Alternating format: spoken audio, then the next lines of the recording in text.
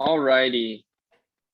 So it is 9:04 now, so we're gonna go ahead and get started. And as people come in, hopefully they'll be able to catch up. And then just so all of you are aware, this is being recorded. And so you will be able to access this after the fact or be able to send it to people on your teams who may have missed the training. All right, and for starters, what I will say is if you experience the training on Monday, this is the exact same training. You're welcome to stay and hang out, but it is going to be the exact same information. So to save some time, I want to just make sure everybody's in the right classroom, so to speak.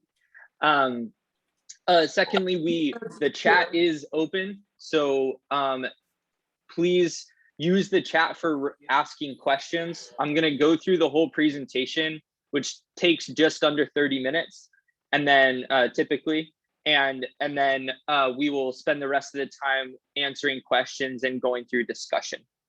Yeah, so with that, we will go ahead and kick it off. We are here to talk about emergency housing vouchers, specifically for Maricopa County and how they're being implemented. This is a high-level training. We're not going to get into the very nitty-gritty details of what the emergency housing vouchers are for in terms of how they're applied to the public housing authorities. But what we're going to do is say, for the most part, as a community member and different providers, how can you connect to this service and what actually is it? All right, so with that, first, we all love to play the acronym games, so I'm gonna just point out a couple here that we're gonna be using throughout this. So EHV is just emergency housing voucher, CE is for coordinated entry, PHA is public housing authority, and then COC is continuum of care. All of these are gonna be used throughout, and I just wanna make sure everybody is aware of what those mean. So first, we're going to talk about just the overview of EHVs, the definition of what it means, what this program overall is, the different pathways to get into the program, very specifically what the eligibility and referral process looks like. And then in terms of messaging, there's some clear things that we want to say about the program to the public, and there's some things that we don't want to say to make sure that this program is communicated effectively. So first of all, what is the EHV program? It is a voucher-based program that is used primarily to pay for rent for eligible individuals. Again, there's a lot more to it than that, but for the most basic viewpoint is that these are vouchers for eligible individuals, and we'll talk about who's eligible in a second, to pay for rent. This is to support individuals and families to obtain or retain housing. HUD has allocated over 70,000 of these across the entire country as a part of the American Rescue Plan. The big part about this program that's really unique and interesting is it is a collaboration and partnership between the continuum of care or the homeless sphere and then the public housing authorities in implementing this. And that is something that is pretty rare and is albeit difficult, and our partners have been incredible in this. And so I just wanted to share that this is a great opportunity for our community to really combine forces for the good here. Excuse me. Okay, so who is eligible? So there are 4 primary categories of eligibility here. Those who are actively experiencing homelessness, whether that's in the shelter or on the streets, people fleeing or attempting to flee domestic violence, people at risk of homelessness, and then those that are recently homeless who just need rental assistance to get support.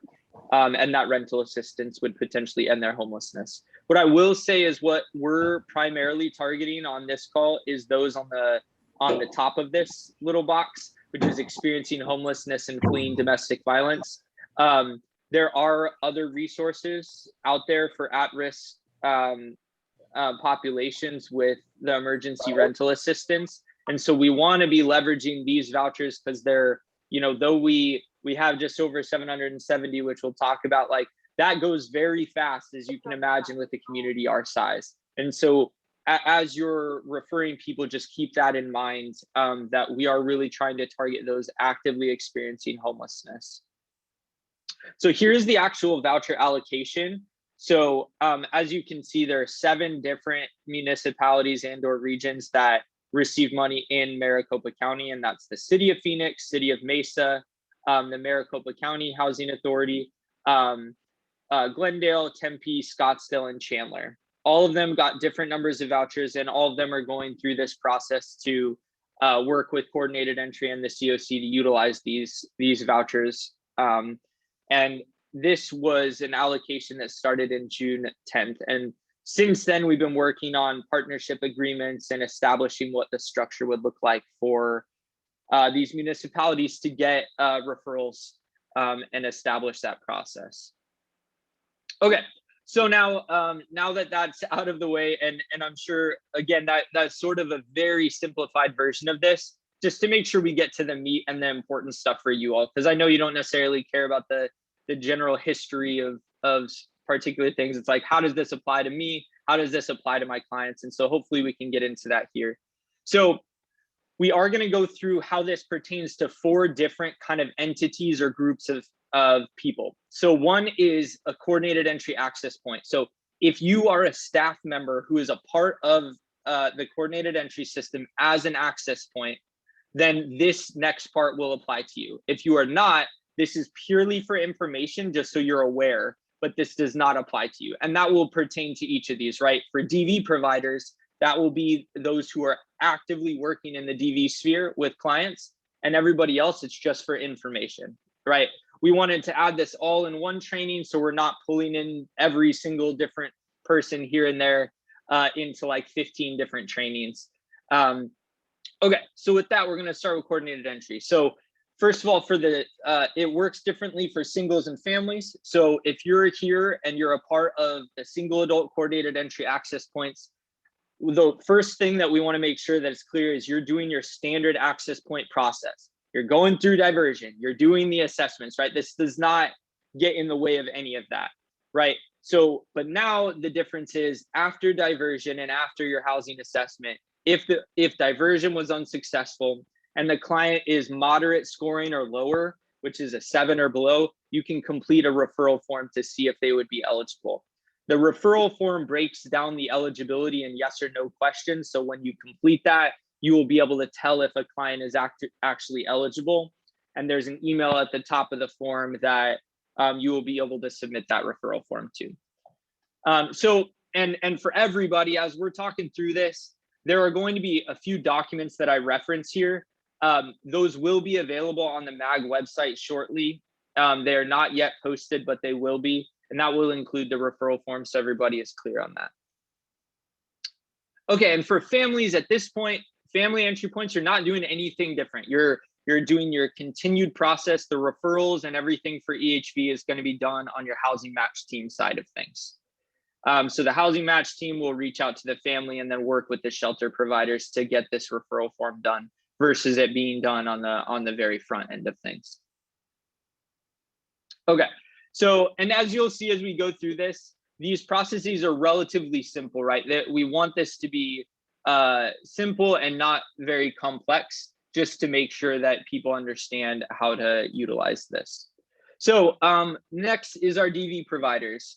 So DV providers, please reach out to me is the biggest thing here. So if you're interested in participating in this, DV clients are eligible for these types of vouchers. So what you're going to want to do is reach out to me and say that you're interested, and I can connect you to the appropriate public housing authority that would be working with you. And you would be actually sending direct referrals to them, right? So every other entity in here is submitting referrals to the coordinated entry. For privacy and due to the guidance, DV providers are the only exception, and they are going to be submitting referrals directly to public housing authorities. So please reach out to me after this. if you are interested in engaging in that.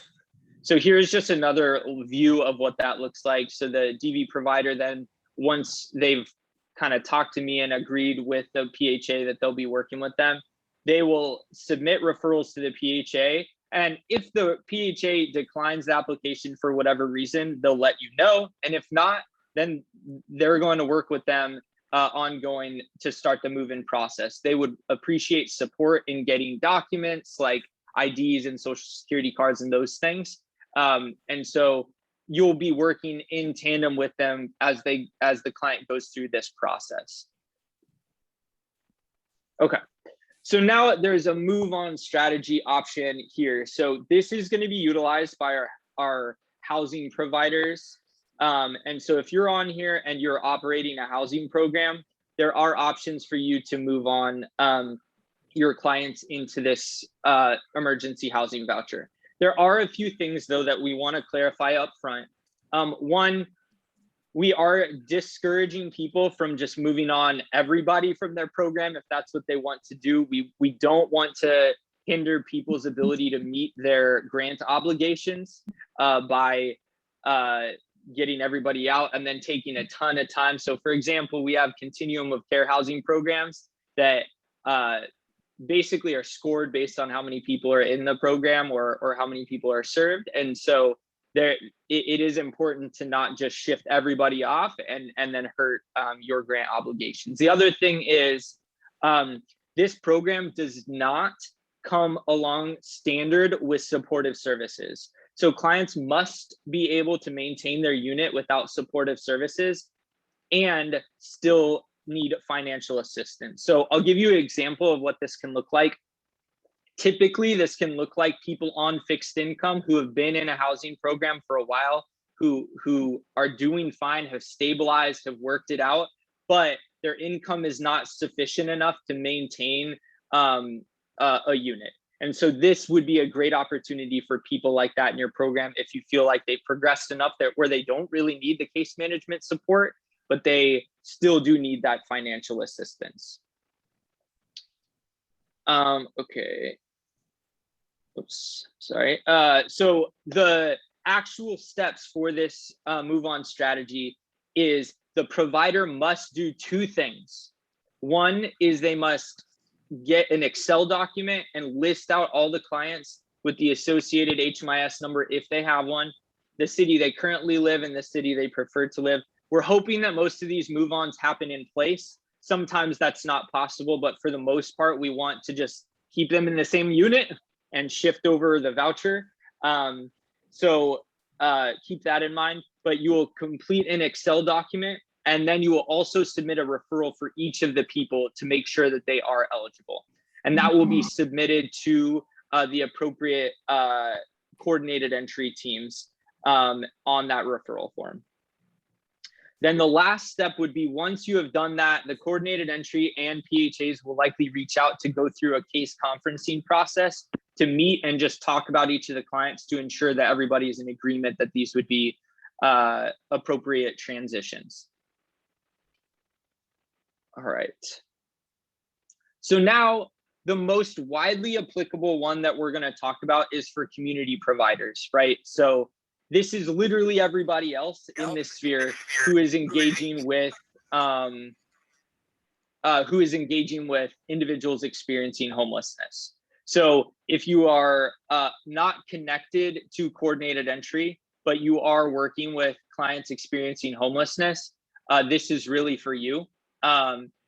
So overall, the primary pathway that you want to get people connected to EHV is getting them to a coordinated entry access point. And so a part of the attachments that we'll be providing are all of the coordinated entry points that people can go to or call for the families and singles. And there should be a good option. We want to make it clear. It's not that they have to go to downtown Phoenix, right? There are other access points. There are virtual options, right? So we want to make sure that people are able to connect to coordinated entry first and foremost. We are not trying to create a separate, complete separate system for somebody experiencing homelessness or somebody wanting these vouchers, right? This is another tool in the tool belt of homeless service providers, not the only tool. And that is extremely important for all of us to understand, because we don't want to keep setting up just different pathways and making it even more convoluted than it already is for people to get into the services that they need. Because when somebody is going to a coordinated entry point, we do not want to be telling them like, hey, just go there and get a voucher, right? It's, hey, if you're experiencing homelessness, go here, right? They can support you now in getting connected to not just this, but other resources that may even be better for you depending on your current circumstance. And so I want to re-emphasize this over and over, that like the primary pathway, if you're a community provider who's coming in contact with somebody experiencing homelessness and you want to engage with this program, is don't just talk about this program, just get them engaged with the coordinated entry system as a starting point. I will say though, so if you run into somebody who has very substantial barriers to calling or going in person and you're just working with them, it is acceptable to submit a referral form. And we're going to go over what that looks like in a second. But again, the primary pathway is getting them connected to coordinated entry. We don't want to overwhelm the amount of referral forms that are also being submitted, because that will not be helpful for anybody. All right, and here's what that looks like. So if you are a partner provider, you're identifying somebody experiencing homelessness, connect them to that access point. If for whatever reason there's a barrier, you can submit that referral form yourself. But just as you're going through this process, you have to be mindful that the PHA and the coordinated entry are going to seek to get in contact with this client. And if you're not a person consistently working with them, it can be even harder for the coordinated entry or PHA to get a hold of that person as they're trying to get them the services that they're eligible for. Okay, so recapping, this is sort of the one pager of what we just went over for the 4 different types of pathways. So in recap, coordinated entry, you're completing your standard process. That's it. You're not going through a new, you're not like not doing diversion or completing your assessments, right? You're doing both of those things. And families, you're not doing anything different at all. Singles, the only difference is if diversion is unsuccessful and they score below a 7 and they meet the criteria on the referral form, you can go forward with that. DV, again, if you're interested, please email me and I'll connect you to the appropriate PHA. The way that you'll be doing this is just you're working with your clients and you can fill out that referral form, make sure your clients are eligible, that they would be appropriate for this type of support, and then you will submit the referral to that appropriate PHA that we have connected you to. Housing Move On, in recap, you're submitting a list of clients that are eligible with the included referral forms for all of the clients. And then as needed, you'll attend case conferencing with the coordinated entry and PHAs.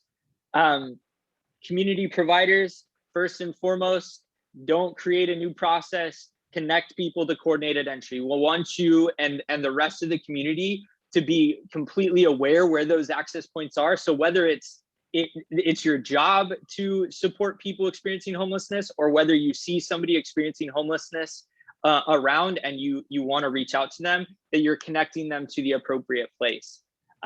Again, all these forms, the referral form, the guide to where all the coordinated entry access points are, will be located on our website, and I'll send that out to everybody once that is completed.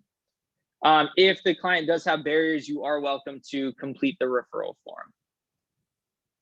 Okay, moving along. So eligibility overview, we're going to talk about what the actual eligibility is outside of the being in those categories of homelessness or housing instability. So first of all, at least one member of the household needs to be a US citizen or a qualified immigrant. Keynote here, it does not have to be the head of the household. It just has to be somebody in the household. No member of the household is subject to lifetime sex offender registration list. We can't have anybody convicted of manufacturing or production of methamphetamines on the premises of federal assisted housing. And then this one is more focused on the actual outreach. So at least one member of the household is actively engaged in homeless services. So it is so pertinent that we're actually supporting people through the process, and we don't want to leave somebody hanging all by themselves. So this is really just, we want to make sure they have somebody who's working with them until they get to the point of housing. Alrighty. Lastly here, the household is able to locate and sustain their housing with very minimal support or wraparound services, or the person submitting the referral can confirm that there are supportive services available or provided to this particular client. So this goes back to the point that I brought up earlier. This grant does not provide or focus on supportive services. So we are not wanting to set people up for failure here by referring the most vulnerable who really do need services to be successful, and then they're getting an eviction, which makes it even harder for them to get back into housing. So this is really meant for, you either have confirmed support services, or the household is able to be able to handle things on their own outside of the finances. All right, just to recap on the actual homeless categories and housing instability categories, is they need to fit into one of these. And you'll see in the, I can pull it up actually too, a referral form that walks through each of these. So you'll select if somebody is currently homeless, in shelter or unsheltered, they're recently homeless, at risk of homelessness, or fleeing or attempting to flee domestic violence, dating violence, sexual assault, stalking, or human trafficking. These are all HUD definitions that are outlined in the referral form itself to make sure that we're submitting people who are indeed eligible. Okay, next is our messaging do's and don'ts. Do explain there are new resources for people experiencing homelessness. See, that's super broad. We're not going into, hey, there's vouchers for you, call this number, get your voucher, right? Connect people to coordinated entry. Do connect them to coordinated entry. All right, the don'ts are, do not tell people to call coordinated entry or to do whatever and get a voucher, right? This is not one of those types of programs that you are just applying for EHVs in and of themselves. It's one of the tools in the tool belt, like I said before. The other thing is, like we mentioned, a lot of times in the homeless sphere, if somebody is getting a housing assessment, we don't want to promise them that they're going to get a voucher, even after the referral is submitted, right? It is an option, and hopefully that goes through, but it may not. And so this is a plan B. Let's get you hooked up with this, but in the meantime, work on other stuff and start walking through your housing options that you may be able to connect to. Okay, so with that, additional notes that I wanted to share, I'm gonna reiterate, at risk of homelessness, we want to emphasize and connect people to emergency rental assistance. So there's good insight through DES's website, through Wildfire, of connecting to the appropriate place to apply for emergency rental assistance. There's not a lot of these vouchers. 771 may seem like a lot, but that goes really quick. So we want to use this mostly for people experiencing homelessness. And that's kind of what I mentioned here. So again, I want to recap the fact that there's no support services attached at this time. We are working on that, but at this time, we don't want to set people up for failure in connecting them without the services that they need to be successful. All right, and then all referrals are submitted through the coordinated entry system, and the only exception there is the DVU providers. All right, the documents that are going to be sent out are three things. So one is the referral form, which goes through in detail the eligibility and how to send.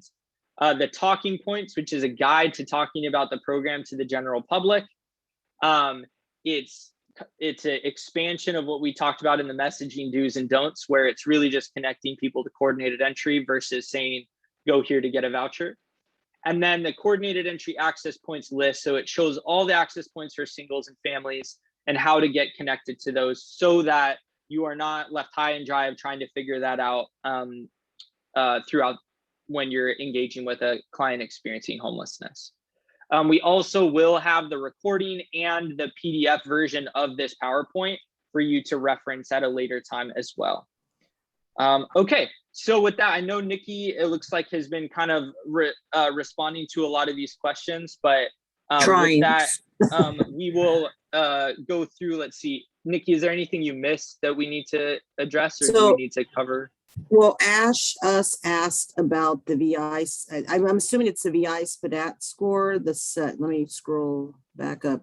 Just to clarify, is it below a 7 or 7 and lower? Oh, it's 7 and lower. So it's a good catch. It's basically just anybody scoring in the rapid rehousing and below. And Dorothy Watkins had asked about clarifying supportive services. Sure. And yeah, and if you want to talk about that. Yeah, Dorothy, that's a great question. So a lot of housing programs within the homeless sphere and with folks with mental health as and substance use will typically have a case manager or somebody who's working with the client in their housing to be able to meet with them depending on how high of needs they have, very frequently to infrequently, and just provide them support. So that's connecting them to local resources, working with them ongoing, being able to get a call from them to support them in any issues that they're having. It's just to basically, there's somebody working with them and assigned to that particular person to make sure that they can stay and be successful in their housing. All right, is there a reassessment timeline for how long a client can use this voucher? At this point, there's not. The vouchers, I think, are good through 35 at this particular moment. We will, as time goes on, I think the idea is in every housing program is to attempt to get somebody to a place of stability to where they no longer need that service. So I think as people gain income or increase their ability to process through things on their own without financial assistance, then we would look at, moving people on into apartments without the financial assistance. Let's see, can the US citizen be an infant or child? Yes, they can. It's just any member of the household. Ash, is there a start date when we can start making these referrals? Is it live now? It is active now. So I would encourage you right now, to, and I can even send out they should be available anyway, but on the MAG website, just make sure you're connecting people to the coordinated entry sites now, because these resources are available. Let's see, are there any other questions that, let's see, Nikki, did we miss any other questions in here? Mike Shore just asked a question. Do PHAs and have their policies and processes figured out around how they will use their $3,500 for app fees, deposits, etc., and housing search? So I'm not going to necessarily chime in too deeply to this, Mike, because that's not really our sphere. But each PHA is working out their own processes, so it works differently for each of them. But I do not know the specifics of each of their processes. Letitia from UMOM, if a family comes in asking specifically for this resource and scores above 7 higher acuity, will there be any fair housing issues if we do not move them forward? No, not at this time, because we're focusing on, that's how we do all referrals to housing, is through acuity-based models. Yeah, and plus, because you serve all families, you're not discriminating against them because they are a family. So it's a first come, first serve. And how quickly can someone? Yeah, Trevor, it's going to be in on the website, and it is not posted quite yet. Christine, how quickly can someone go from application to move-in? We are figuring that out right now.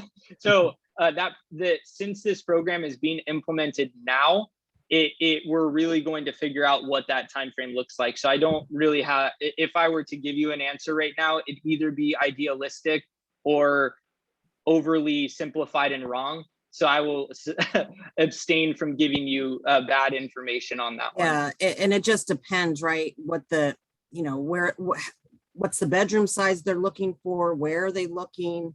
If they're approved at the apartment complex, the search time, there's a lot of mitigating factors that go into determining that. It depends on the size of the family and in what city they're looking in. So I think I don't think we have that answer at this point. Yeah, Christine, it's not months or it's not years. Like, and to clarify, this is not just VI SPDAT score related, right? Yeah. That was one item for the single adults. This is not happening in the same way for the families. So for families, it is they are just completing their standard coordinated entry process and identifying people on their active list who would be eligible for this, and then working with the provider, whoever the shelter provider who is working with the client to make sure they get connected to the PHA. Christine, I will provide one insight right now. So referrals have gone out the last couple of weeks, and a couple of the PHAs who are in the space of administering right now are in process of giving vouchers to clients now. So it is, and I will say too, there is incentive for PHAs to move quickly on this and our whole system, because if you are able to administer the program effectively and get through your vouchers, there is financial incentive at the end of it too, to further improve and add to the services. So there is a lot of interest in getting these out quickly and working with people to get through the process as quickly as possible. All right, Dorothy had a question. Has there been an increase in the number of staff at the Housing Hub sites to assist with the voucher programs? I don't know that answer, Dorothy, and I don't know if any of the coordinated entry staff are on. No, they don't, Nikki. So there was no additional funding to coordinated entry for this. Yeah. We worked from the beginning with the coordinated entry lead staff to talk about capacity. And at this point, they both have shared with us that they feel comfortable with responding to the need. We are going to be constantly assessing this because, you know, these types of things can call in a lot of people, obviously. So trying to be mindful with that. All right. So Christine said, I've tried calling the singles line several times with clients with no answer. So they're not going to be able to be assessed over the phone. They're going to have to go in to be assessed on the single side. And I lost the chat. So to answer your question, Christine, if it's a singles, they're going to have to go in. The Family Housing Hub does have a line set up to do assessments over the phone, but not the single side. Yes. So and just to kind of add to that, they do have a phone number, but it's just not as like easily answered. And that's what so basically the way that they encourage it on our messaging that we had that we have is that we would encourage you for families to call first and for singles to just find a site location that fits best for you and attempt to go that route. And Dorothy said, common message from families that it's difficult to get through to a person when calling. What on the Family Housing Hub, Dorothy? Can you unmute yourself, Dorothy? Yes, I'm sorry. No, it's okay. Yes, and that's been an ongoing, and I love the staff at the Housing Hub, no doubting on them. It is, and I can only imagine. But when talking with families and giving them the number, the common thing is that no one ever answers. And so we try to inform them that try again, keep calling, you know, try first thing in the morning. But that's just been a common statement from families. Have you tried calling yourself, Dorothy, to see if you get through? Yeah, I've called with families before as well. So hello, everyone. My name is Dana, and I'm the coordinator at the Family Housing Hub. So awesome. Thanks, Dana. Hi, Dana. Hi. So we do our best. We are a staff of about 8 of us. And for 8 people, hundreds of people call in a day. is impossible for us to answer all of the calls.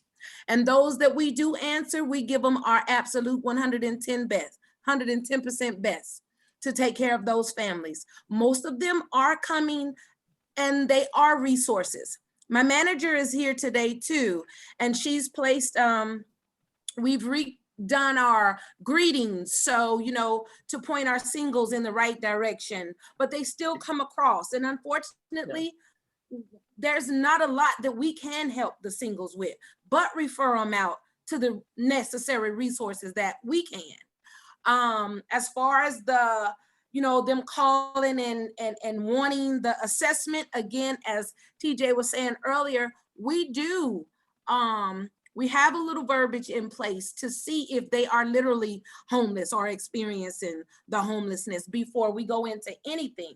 So there is a lot of miscommunication because everybody comes to us thinking that's the first thing that we'll do is the assessment. Yeah. And it's not. So it's important for all the agencies to understand what we do at the hub is not just that assessment. We really do our best to guide them into a journey of home stability, you know, trying to divert them to get to the right places. But all the time, we won't be able to do the expectations of what a lot of agencies probably think we do or what a lot of the clients think we do.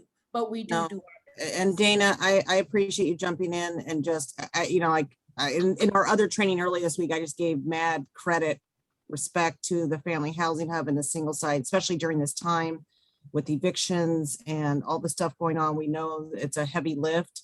The coordinated entry, both singles and families did not get any money to do this. They're doing this completely from just knowing it's the best thing to do for the community because we got these EHV vouchers that came in that HUD had mandated needed to go through coordinated entry. I know it's a heavy lift. I am so grateful for them. They worked side by side with us and the PHAs to do the best to accommodate this new mandate by HUD. And they're also working on our homeless prevention program. So thank you, Dana, for jumping in. We appreciate everything that you're doing. So thank you. Thank you, guys. All right, awesome. Are there any other, let's see. Yeah, and Dorothy, I think we are also in the same boat as you. I think we were hoping there would be additional funds, but I think as MAG, we're trying our best too to identify capacity in this and to work within our communities to say, hey, for this to be effective, we do need some more finances to see how we can fund this. But all right, are there any other questions on the EHV program overall?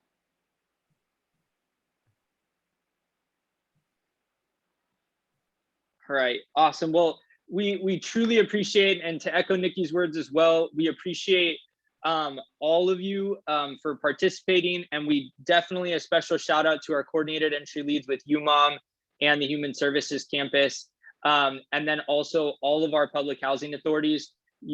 I think you all would be impressed of the amount of work that all of those entities have put in over the last few weeks to get this stuff moving for our community.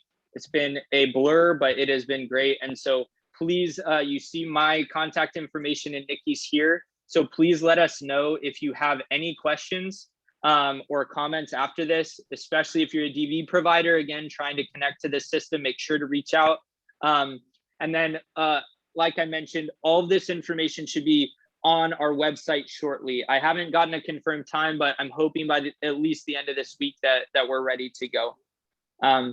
But thank you all for your time, and I hope that you all have a great rest of your day and enjoy the 17 minutes back. You know, take a bathroom break, you know, grab a snack, breathe a little bit. In our busy days, I know it can be hard to do those things. So we wish you all the best, and we'll talk to you all soon. Thank you.